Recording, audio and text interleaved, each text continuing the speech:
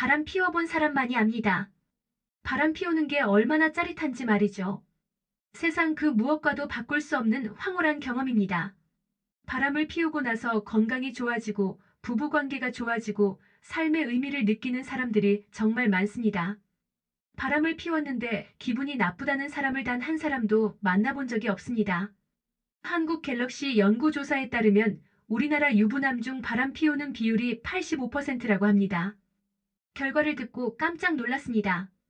100명의 유부남 중에서 85명이 바람을 피운다는 말이니까요. 설문조사가 잘 못된 거 아니냐고요? 아닙니다. 설문조사는 제대로 되었습니다. 기준이 조금 다를 뿐입니다.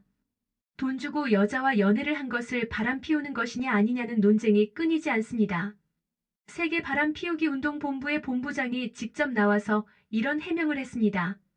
돈을 주든 돈을 안 주든 사랑을 했던 사랑을 하지 않고 몸만 섞었든지 간에 혼인한 사람이 아닌 다른 사람과 관계를 갖는 것을 바람을 피우는 것이라고 정의를 했습니다. 한국 사람들은 이중잣대를 가지고 있습니다.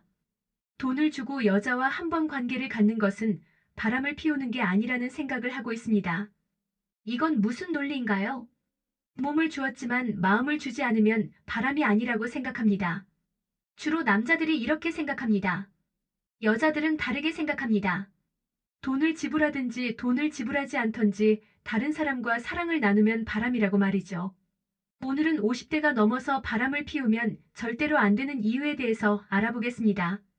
바람 피우는 행동 자체가 나쁜 게 아닙니다.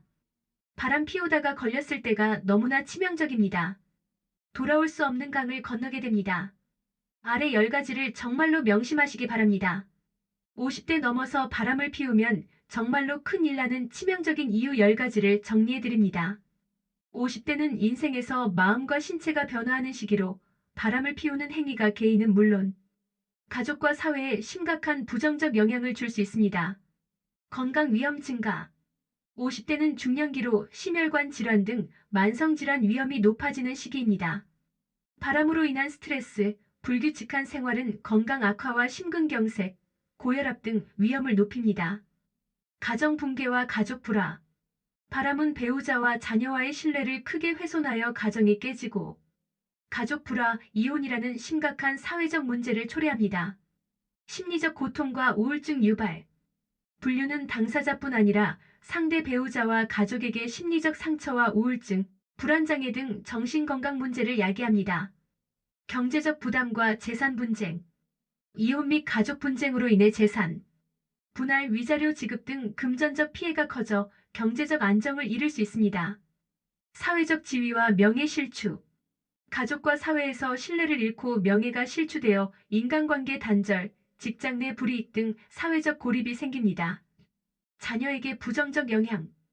부모의 불륜은 자녀 정서에 부정적으로 작용하며 성장 과정에 혼란과 상처를 남깁니다. 법적 소송과 형사처벌 가능성. 불륜 관련 민사소송이나 위자료 청구, 경우에 따라 명예훼손 등 형사 문제로 발전할 수 있어 법적 부담이 큽니다.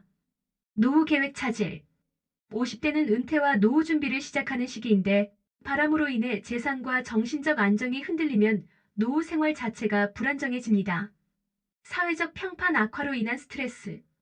주변인에 알려질 경우 평판 악화로 인해 상실감, 스트레스가 심해져 건강과 생활 전반에 부정적 영향을 미칩니다. 회복과 신뢰 재건이 매우 어려움. 50대 이후에는 새로운 인간관계 형성과 기존 관계의 회복이 젊을 때보다 어려워 불륜으로 인한 상처가 오래갑니다. 50대 이후 바람은 단순한 일탈이 아니라 건강, 가족, 경제, 사회적 측면에서 광범위하고 치명적인 영향을 미칩니다. 따라서 인생의 중요한 시기에 배우자와의 신뢰와 소통을 강화하는 것이 무엇보다 중요합니다. 바람을 피워 한번 무너진 관계와 삶을 다시 회복하는 데는 큰 노력과 시간이 필요하며 그 과정에서 겪는 고통과 손실은 막대합니다. 이에 대한 충분한 인식과 자제, 그리고 부부 간 솔직한 대화가 무엇보다 필요합니다.